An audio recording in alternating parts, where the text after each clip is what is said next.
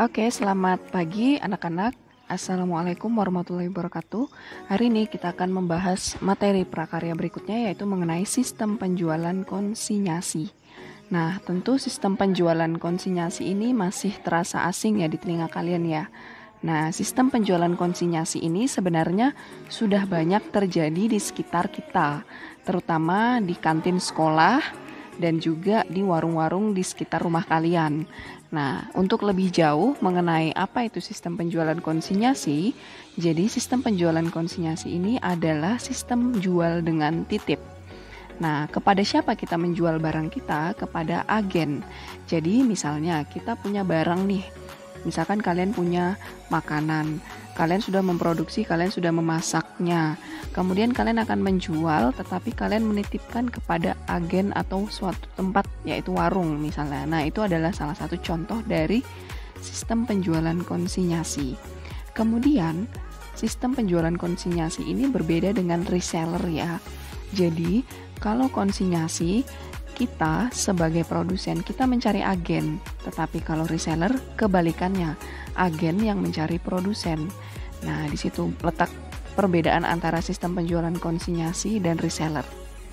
Istilah-istilah di dalam sistem penjualan konsinyasi. Yang pertama, kita sebagai pemilik produk atau sebagai produsen disebut sebagai konsinyor. Sedangkan agen yang akan dititipkan produk disebut sebagai konsinyi. Nah, jangan terbalik ya. Konsinyor adalah pemilik barangnya, konsinyi adalah agennya.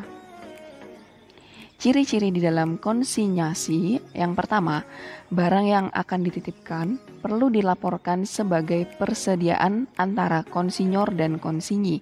Artinya, baik antara produsen dan agen sama-sama mencatat barang-barang yang akan dijual atau persediaan barang yang sedang dijual.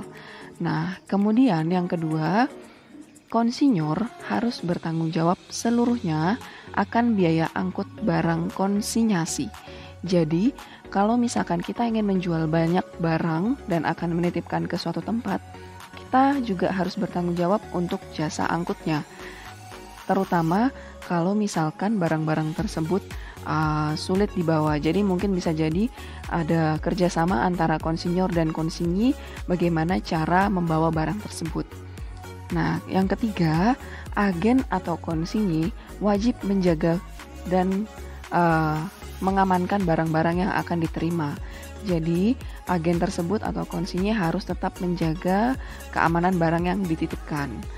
Yang terakhir, harus ada perjanjian awal antara konsinyi dan konsinyor, terutama perjanjian untuk bagi hasil atau untung ruginya harus diketahui kedua belah pihak. Kemudian contohnya, di sini diberikan contoh, misalkan kita mau menitipkan gorengan di warung, kita bikin perjanjian di awal, keuntungannya adalah 10% dari laba. Nah, nanti jika ada barang yang tidak laku pun, maka akan dikembalikan ke konsinyor. Jadi, konsinyi tidak bertanggung jawab atas barang-barang yang tidak laku. Nah, sekarang kita akan bahas bagaimana cara dan proses konsinyasi. Yang pertama ada 3 cara di sini, yaitu prosedur dan persiapan barang. Kita harus membuat prosedur persiapan barang, dan ini dilakukan oleh si konsinyor. Kita harus merinci barang apa saja yang akan kita jual.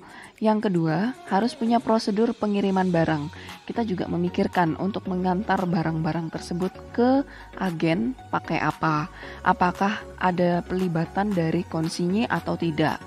Nah, yang ketiga, kita juga harus membuat prosedur pembuatan laporan. Laporan ini adalah laporan penjualan, yang mana yang harus membuat adalah konsinyi. Laporan ini bisa berupa lisan ataupun tertulis.